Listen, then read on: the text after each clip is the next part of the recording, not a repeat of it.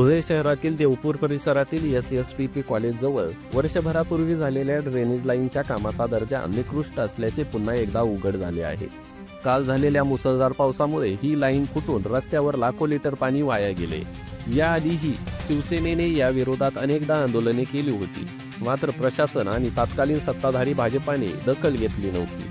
त्यामुळे निषेधाच्या अनोख्या पद्धतीने ठाकरे सेनेच्या कार्यकर्त्यांनी या फुटलेल्या ड्रेनेज लाईनच्या ठिकाणीच भाजपाचे झेंडे लावून आंदोलन केले।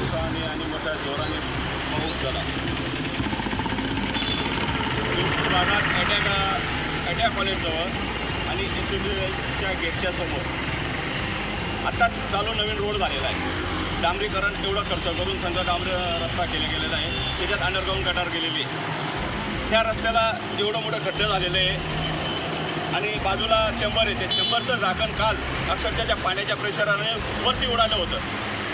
काल इकडनं 2-3 जण या खड्ड्यांमध्ये पडले, पण काल एका लहान बालकाला दाढीला लागलं। पण तिथे आजूबाजूचे लोटगाडी हातगाडीवाल्यांनी जवळ येऊन सगळ्या बिचाऱ्यांना उचललं आणि आम्हाला कळवलं की असं झालं। आम्ही तात्काळीत आलो। काल प्रशासनाला आम्ही बरेच वेळा फोन लावले की तात्काळीत येऊन या खड्ड्याचं काहीतरी मुरुम टाकून वगैरे मुद्दा द्यावा, पण कितीही केलं भाजपची सत्ता असल्यामुळे सर्वांना असा गुरमीचा एक अहंकार झालेला आहे, त्याच्यामुळे कोणी दूर लक्ष देण्यास तयार नाही।